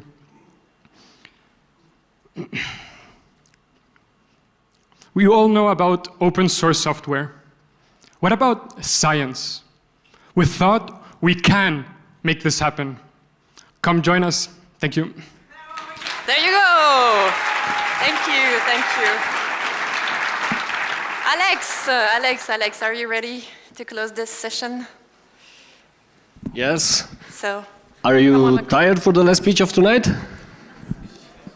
Because I'm excited to present you Eternum. You can start the clock. Eternum is a clean tech, construction tech startup that is offering reusable and readaptable buildings, meaning circular buildings as products for real estate owners and investors. Why do we do this? Because the construction industry is the biggest single source of damage on our environment and on the climate. Our goal is to change that. If you look at this building, this produces through the construction a lot more CO2 emissions that we can all produce during the same time. So how do we do this? We developed here at EPFL, and we patented here, a system that allows buildings to be reused and readapted, and their components to be reused in new developments, such that it reduces the waste from demolition, or eliminates the waste from demolition, the new material consumption, and the CO2 emissions. We are currently finished our proof of concept building, which was a success, and we are working together with industry leaders to develop further our solution.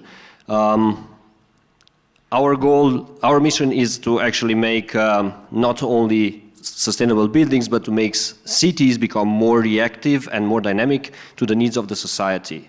So, dear members of the audience, dear jury, honorable investors, are you ready to make an impact together with Eternum?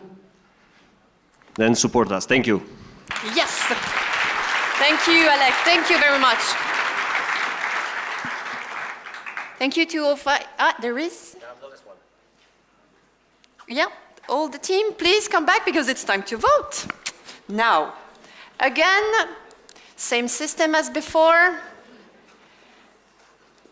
Take your mobile, scan the QR code, be ready to vote because I'll have to give the timer. So I guess everyone is ready. Timer up there is ready. So let's start the vote now. So 1 minute to vote for your favorite startup in this fourth, does it work? Yes, it works, in this fourth group. So let's move on the votes. We see Solaxer is going pretty well, followed by Cultivated Biosciences. If you're interested also by Time Designer is following, Eternum as well. So we'll be ready to taste something with Cultivated Biosciences. So we still have 20 seconds to vote. Wow, it's again very, very stressed. So we have 10 seconds, please. Vote, vote, vote. Okay, now we are about to close the vote. So 3, 2, 0, stop. And Cultivated Biosciences, congratulations. Bravo. Bravo, bravo, bravo, bravo.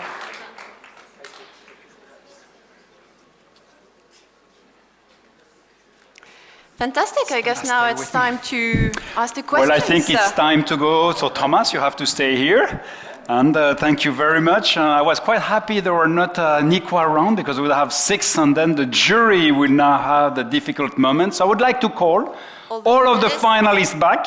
So I'm calling Nicolas from Voltiris, Lara from OpenVersion, Carl from 2D Membrane, and actually Aris from Neology because we had these equal moments. So the 5 of you, we will have to decide, but on behalf, and I would like again, all of the entrepreneurs, please stand up one more time, all of the entrepreneurs who pitched tonight.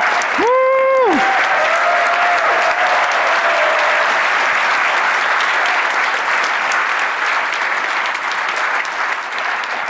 This is the moment where we'll have to decide who is a finalist, and for this I have the secret question, which you will have to answer. We'll give you 3 minutes to think about it, but for these 3 minutes I will first have you decide which question do you want to ask, and the jury will be, based on your answer, deciding whom tonight we think is this startup winning this edition of the Sydney Night. So ladies first, I will go for this question, and then we go in order.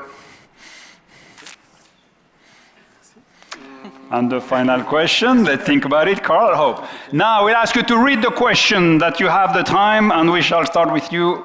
You can go ahead, Thomas. So what is the question you will have to answer? What makes the difference in your team, including you? So you'll have to show us and demonstrate why this team and you are making a difference. And mine is, what would be my biggest dream for my startup? A vision question. Thank you. If today I gave you 10 times the money you are asking for, what would you do differently? And I hope the investors will give you the 10 times. Let's see. Aris? From your perspective, what do you think will make you successful? There we go. And the last question. What gives you the confidence that you will overcome the upcoming challenges that your startup will face? So I leave you with the questions. I will invite you to take a moment to think about it. And while you are thinking about the answer to this question, I would like to welcome our sponsor. And I have the great pleasure to welcome Charlotte from Innovo. Thank you very much, Charlotte.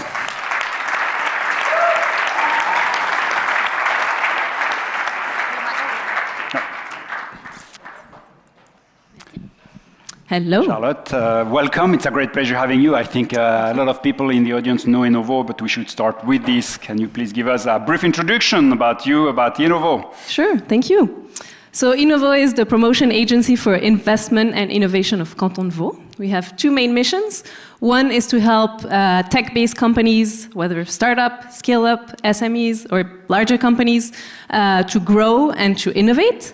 And the second one is to help foreign companies who are looking to open an office in the heart of Europe and have chosen Canton de Vaud to help them as a one-stop shop to settle in Canton de Vaud. And there I would like to extend, so what makes Innovo unique and Canton de Vaud unique to make a startup as well? We are unique because we support startups and companies from very early stage to the high growth stage, basically. So since 2013, we support startups. Our innovation advisors meet with the startups, the founders. They try to understand their needs, and they direct them to all the tools that we have here in the canton, whether it's with innovation coaches, whether it's with programs, like EPFL has various programs for startups, also funding. And for example, one of our partners is the Fondation of Innovation Technologique. So we direct them with funding opportunities. Wonderful. I see here there is one word we discussed. Yes. Scale up. Maybe a bit more about this Scale Up program. So since 2016, we have a Scale Up the Scale Up Vaud community. So this is a community, a label, an annual label that we give to companies that are growing 20% year by year for at least 3 years in a row and have 10 employees at the beginning of the counting. Diessler Motion is one of them. And what we provide to these companies is basically peer exchange, exchange of experiences and networking.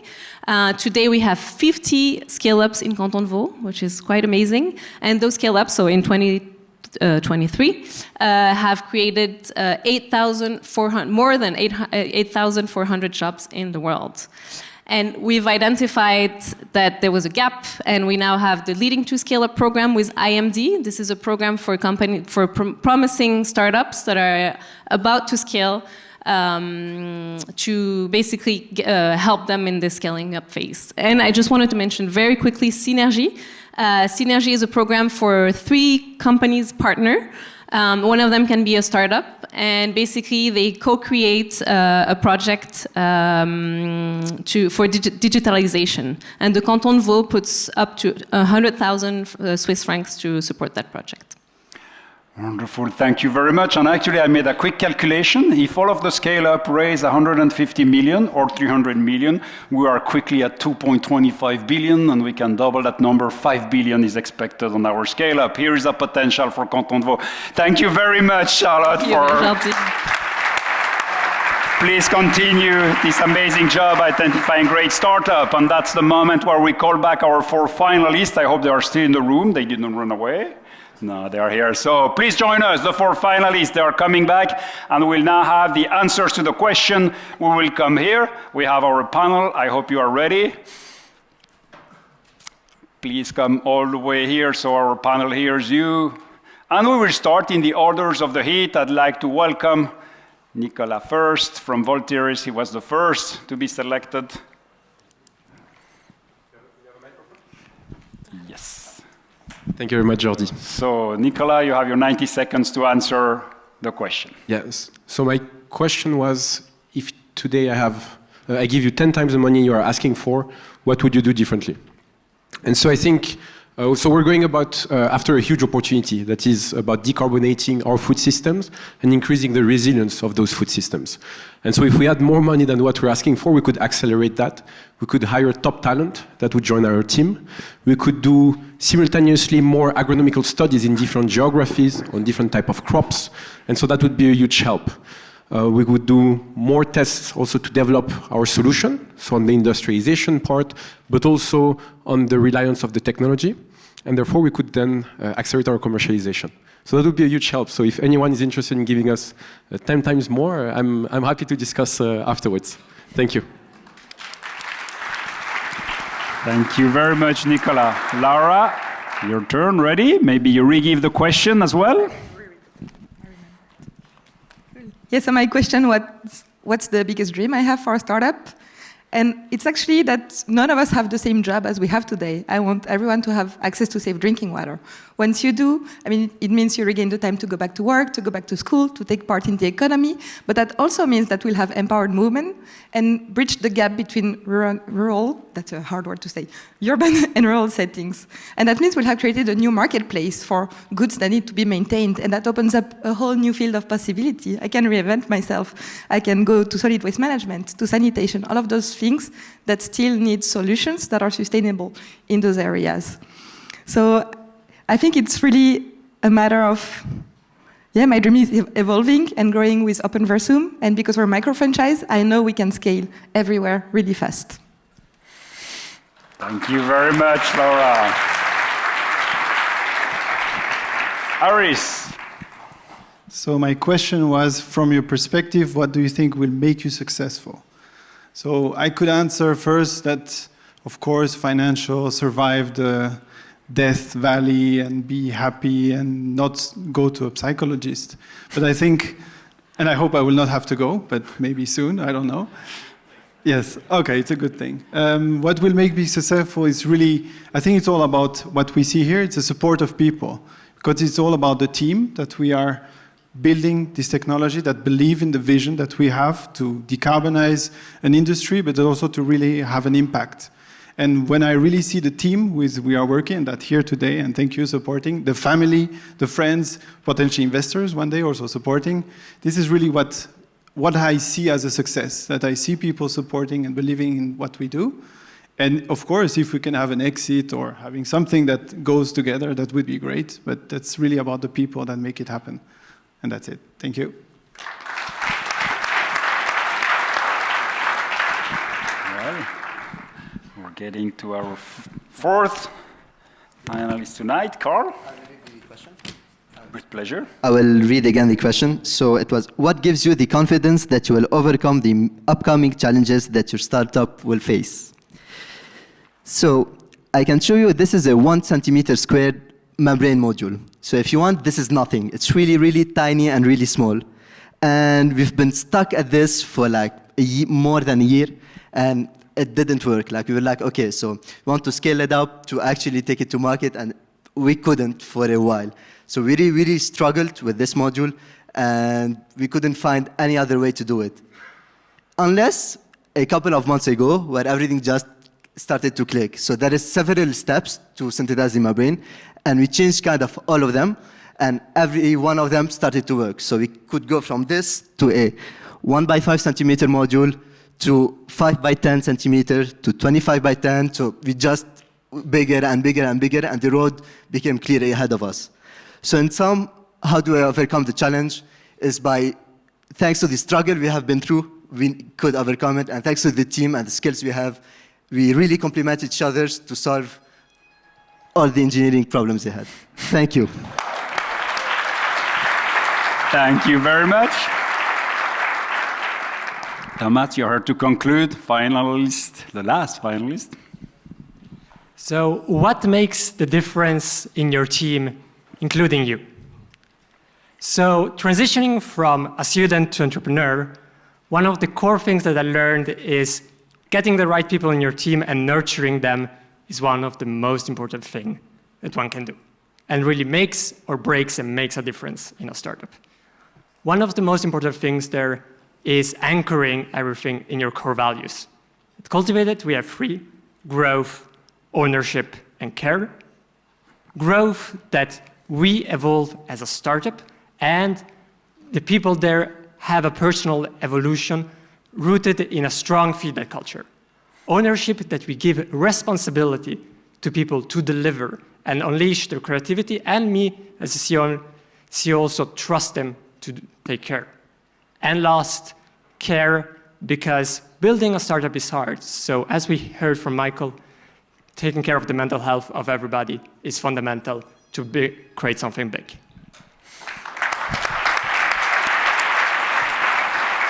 Thank you very much to the people. Well, now it's the moment we will just have to rely on the expertise of our jury. It's an opportunity to also thanks once again our partners, Alplan, EY, Innovo, Kelleher, Superlab, and the Swisscom to support us. And my role here, I'm inviting you to join me. We will go for our deliberation while I give the word. Thank you, and congrats again to the great presentation.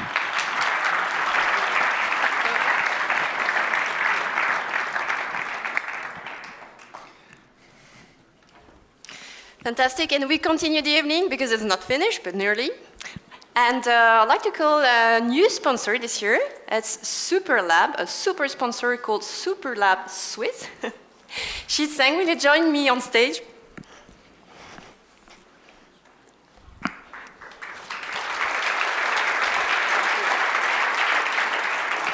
So welcome in this edition. Thank you. I guess the mic. Okay, thank you. Thank you very much. Fantastic. Yeah. We'd like to present you to our audience. Who are you? Sure. My name is Zhang Xi. I'm the founder and CEO of Superlab Swiss. I studied in ETH Zurich, so we are alumni as well. Fantastic. And what are you offering relevant for a startup here in Switzerland? Sure. We offer ready-to-move-in laboratories for life science, early stage or life science companies, and lab as a service. So right now we set up in Lausanne, Basel, and Zurich, and soon in other cities as well. Our lab in Biopol is opened since 1.5 years. Yeah, right. And actually, we take care of all the non-science work, like construction and operations and service, so that you can focus on science.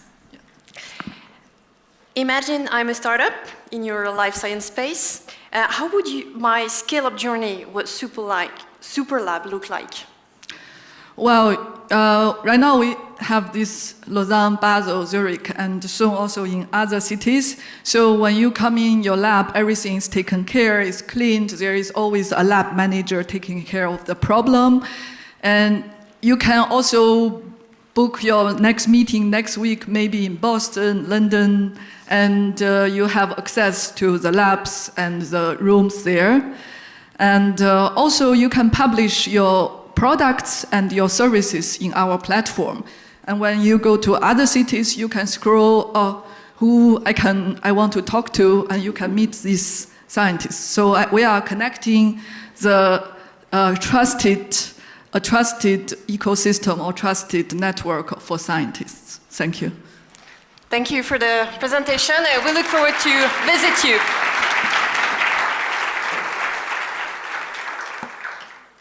So now let's move on a special time in this evening. This is the prix Isabelle Musy. Je vais le switcher en français parce que le prix Isabelle Musy a démarré en 2014. Il a été démarré par Madame Isabelle Musy elle-même, et elle nous fait vraiment l'honneur d'être présente ce soir. On est ravis qu'elle ait pu se libérer et venir. Donc le prix est décerné tous les 2 ans, un prix de 50 000 francs, et puis c'est déjà la 5e édition cette année. Il encourage l'entrepreneuriat des femmes dans les domaines de la science et de la technologie. C'est vraiment un coup de pouce qui est donné à ces femmes entrepreneuses qui ont des projets qui sont très souvent très tôt dans leur avancement, très early stage. Donc sans plus attendre, eh bien, ce soir on dévoile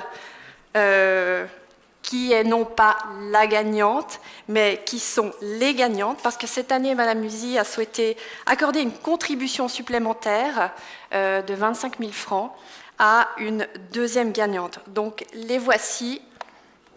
La première est Angela Madurga Alonso. Fantastique.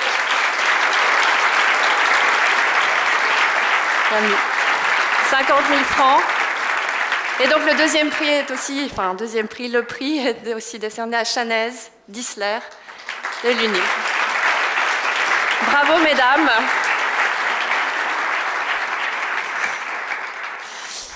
Il est temps pour nous de, découvrir ce que vous faites. Angela, je vous laisse le micro en premier avec le clicker. Et c'est parti. Ah, on répète pour être sûr que vous ayez bien compris. Et c'est parti. Je vous laisse peut-être vous installer sur la petite croix. You can do the speech in English. Yeah. Fantastic. Thanks a lot. So, in Ananke Therapeutics, our goal is to cure cardiac fibrosis. So far, cardiac fibrosis has no curative options. Cardiac fibrosis occurs when the heart is injured, like when there is hypertension, and there is a pathological healing of the heart that leads to a constant scarring. So as it progresses, it makes the heart rigid and stiff. And that's why, without a curative perspective, most patients die from heart failure. Our approach, what we do, we combine immune cells and gene therapy. We modify natural killer cells, or NKs, which are cells from your immune system, which normal role is to protect you. We equip these cells with a new receptor called chimeric antigen receptor, or CAR, which we have adapted and modified in the lab in order to make it far superior in these cells, and we have already filed a patent. So now, these cells, expressing this receptor, are able to detect and eliminate the cells that are responsible for making the scar tissue. And like that, the heart is able to regenerate. Our therapy is potentially curative after a single dose. We can, as is an off-the-shelf therapy, we can apply it to all patients, and really importantly, its current case have minor to no toxicities. Our approach, our goal, is to bring this therapy to patients. And that's. Thank you very much, Angela. Fantastic. Fantastic. And congratulations. Shanaz, bouton vert to move ahead.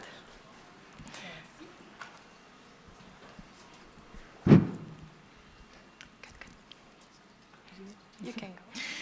So thank you, Aurélie, for the introduction. So I'm a doctor in neuroscience from the University of Lausanne, and it's been now 2 years that I'm working on my startup project called Sleep Sensor for the development of a next-generation sleep recording medical device. But first, why we think that sleep is an important topic.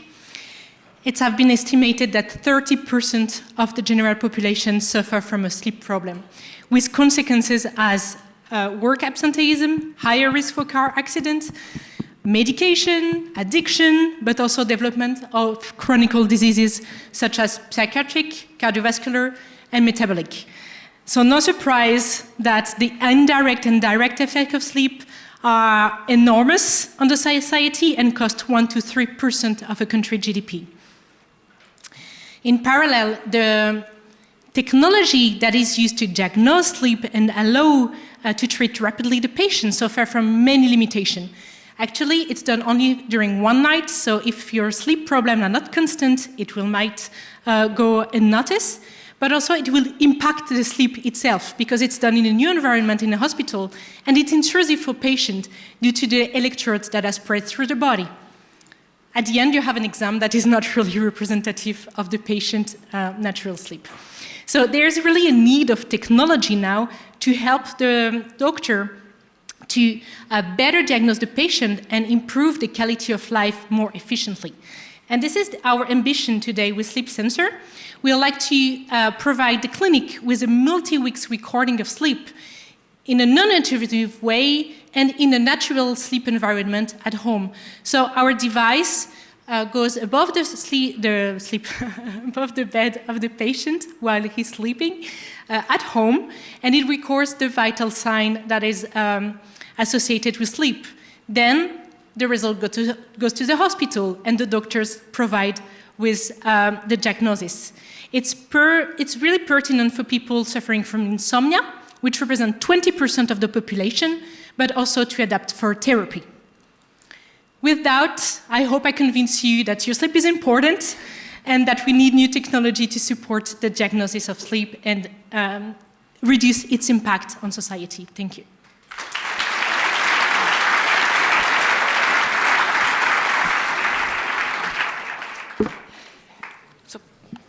I also have a question for you too. So the same question, what is your motivation to become an entrepreneur? You'd like to answer? So for me as a scientist, to be able to bring something that I have developed in the lab and be able to bring it to patients, that's actually, sorry. That's actually extremely rewarding, and that's what I would like to do, because a lot of times projects that start in the lab, they stay forever in the lab. Sure. So, yeah. What about you, Shanaz? What is your motivation, a few words, to be an entrepreneur? In French or in English? Please, in English. In English, okay. But first, I find the challenge really exciting, I have to say, of entrepreneurship. But I really did it by conviction. I mean, there is a lot of things that need to change in the way we're taking charge patients with sleep disorders, and I hope I convinced you of that. And I really am keen to help people to improve the quality of life, and I have really the feeling that I have the solution for that. So it's really a driver. So thank you, Shanaz. Thank you very much. Madame Musy, voilà. Il est temps pour vous de recevoir le prix des mains de Madame Musy. Isabelle est donc ici. Merci. Donc 50 000 francs. 50 000 francs remis à Angela et 25 000 francs remis à Shanaz des mains de Madame Musy. Je crois que vous avez un petit mot à dire à ces dames.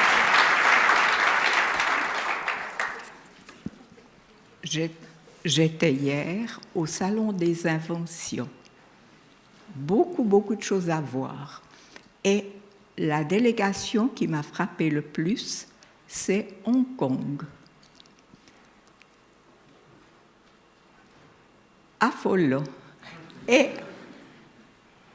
après coup, je me suis dit, non, nous avons tout de même une supériorité sur eux. Nous avons la chance d'avoir et des hommes et des femmes. Et notre société a besoin des deux. Merci. Merci beaucoup. Merci beaucoup, Madame Musy. On va prendre quelques photos. Peut-être je vous laisse vous mettre entre ces deux jeunes femmes. Between the two of you. Voilà, c'est le moment photographie. Vous approchez.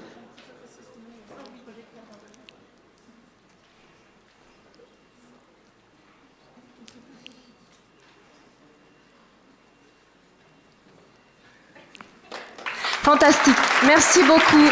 Merci infiniment, Madame Musy. Merci infiniment.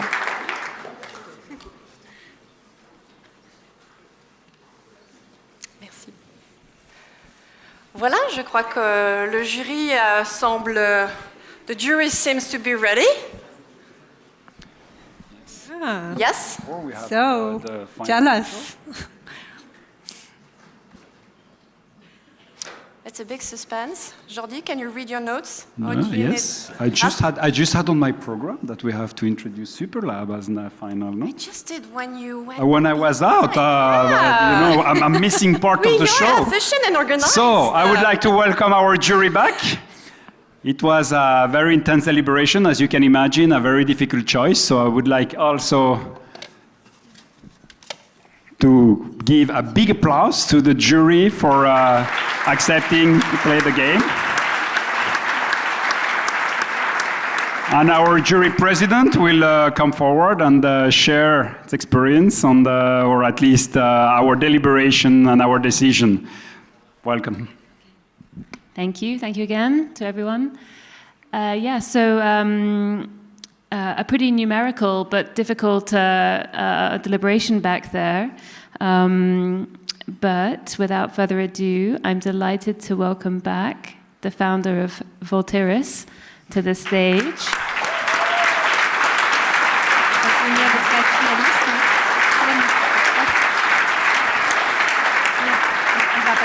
And just before you get your award, I think a few notes from the judges on why you were selected. Firstly, we saw a really big market opportunity with your business, so opportunity size, urgency of customer need, clearly with all of those greenhouses shutting off, and then obviously the business model as well, energy as a service. We found that quite compelling, so congratulations. Thank you. Congratulations. So, avec le certificat, il faut le tourner et on fait la photo.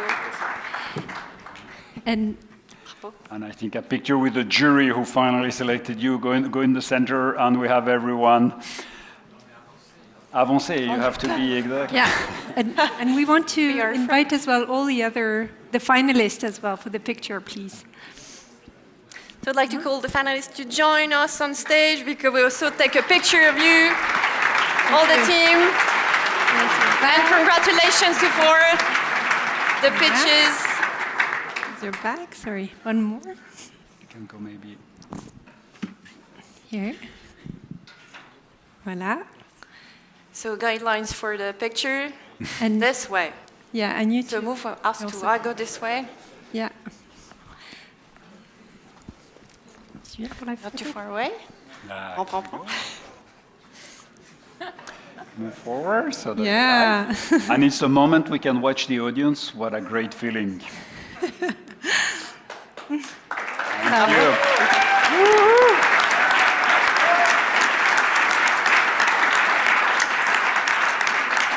Amazing. Well done, everyone. Well done. Yeah. So, félicitations. Yeah, so we're coming to the end of the 12th edition of the Startup Champion Seed Night. It's been just an amazing evening again, being with all these inspiring entrepreneurs and all the fantastic public. I must say, tonight you were excellent. Like, really, we felt your energy. So, big thanks for you, public, for being here. Big thanks to the startups. Big thanks to our partners for their support. Also for our keynote, who's very inspiring and showed us what resilience means. And Madame Musy and the two winners of the prize. I want also to thank the amazing team who has been organizing this event. So a special thanks to Mélanie Gillis, Sarah Bader, Danae de Korodi, Kalimna Svalik, and many more. I'd love, actually, if they could come. They need a big applause because they worked hard, I can tell you.